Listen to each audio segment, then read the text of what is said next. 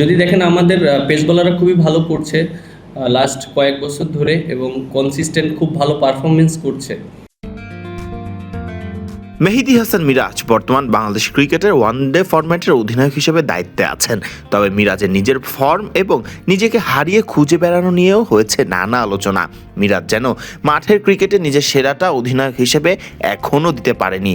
তবে এই মেহেদী হাসান মিরাজের নেতৃত্বেই গত সিরিজে পাকিস্তানকে ঘরের মাঠে সিরিজ হারের স্বাদ দিয়েছে টাইগাররা।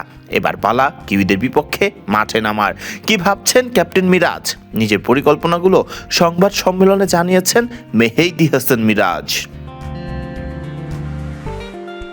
মিরাজকে নিয়ে প্রায় চলে নানা আলোচনা। এদিকে মাঠের বাইরেও ঘটে নানা ঘটনা। কি প্রভাব ফেলে সেগুলো ক্রিকেটারদের উপরে?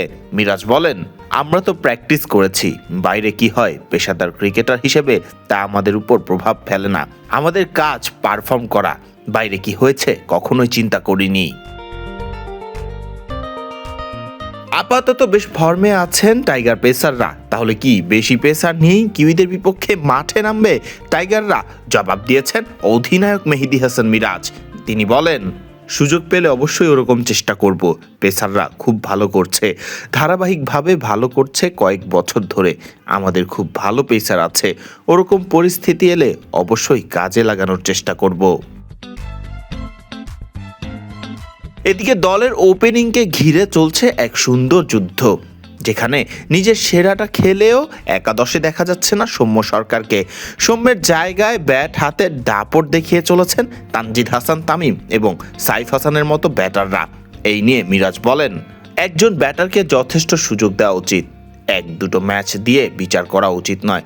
3-4 ম্যাচ একই পজিশনে খেলে পারফর্ম করতে না পারলে সে নিজেই বুঝতে পারবে। ক্যাপ্টেন হিসেবে আমি এটাই চাইবো, একজন ব্যাটার যেন তার পজিশনে পর্যাপ্ত সুযোগ পায়, নিজের জিনিসটা যেন বুঝতে পারে। প্রত্যেক ব্যাটারের জন্য প্রযোজ্য। এছাড়া 2027 বিশ্বকাপ নিয়েও নিজের পরিকল্পনা জানিয়েছেন মিরাজ। তিনি জানান, আমরা যদি নড়বড়ে অবস্থায় বিশ্বকাপে যাই, পজিশন কিভাবে থাকবে? এই সিরিজগুলোতে আত্মবিশ্বাস কুড়িয়ে নিলে ভালো প্রস্তুতি হবে বিশ্বকাপের। 23-এর বিশ্বকাপের আগে অনেক সিরিজ জিতেছি, আত্মবিশ্বাসী ছিলাম, যদিও বিশ্বকাপে ভালো করতে পারিনি। আত্মবিশ্বাস খুব গুরুত্বপূর্ণ। ফারদিন রহমান সকাল, বিডি ক্রিক টাইম।